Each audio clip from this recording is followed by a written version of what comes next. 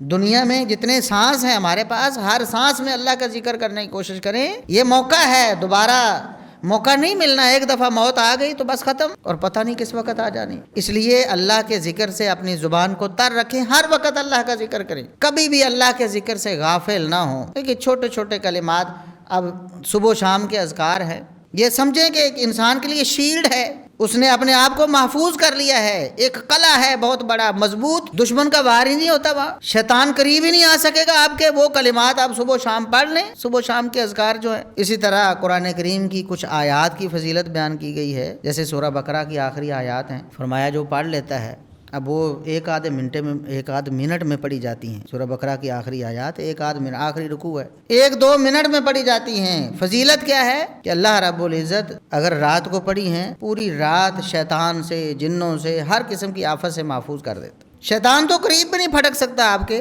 اگر آپ نے وہ آیات تلاوت کی ہوئی ہیں تو۔ اسی طرح آیت الکرسی ہے، 1 منٹ میں آپ پڑھ سکتے ہیں آیت الکرسی، ہر نماز کے بعد ہمیں تعلیم دی گئی، صبح و شام کے اذکار میں تعلیم دی گئی۔ اللہ کا ذکر ہی ہے، توحید کی گواہی بھی ہے، اللہ کی صفات بھی ہیں، تسبیح و تحمید بھی ہے۔ اور فضیلت کیا ہے، شیطان نے خود آ کے سیدنا ابو ہریرہ رضی اللہ عنہ کو بتایا تھا، جب پکڑا گیا نا چوری کرتے ہوئے مال جمع تھا بیت المال کا، پکڑا، اس نے کہا مجھے چھوڑ دو، دوسرے دن تیسرے دن پھر انہوں نے کہا کہ نہیں چھوڑنا۔ اس نے کہا کہ میں ایک بات بتاتا ہوں، بڑی قیمتی بات ہے، اس کے عوض مجھے چھوڑ دو، آئندہ نہیں آؤں۔ وہ کیا بات بتائی؟ فرمایا اس نے کہا، ظالم نے، اللہ کے دشمن نے، ابلیس نے، کہ یہ جو آیت الکرسی ہے نا، آیت الکرسی اگر یہ آپ پڑھ لو تو میں اس جگہ کے قریب بھی نہیں پڑھ سکتا جہاں وہ آیت الکرسی پڑھی گئی ہو، اس مال کے قریب نہیں پڑھ سکتا، اس گھر میں نہیں جا سکتا، اس فرد کو نقصان نہیں پہنچا سکتا جس نے آیت الکرسی پڑھی۔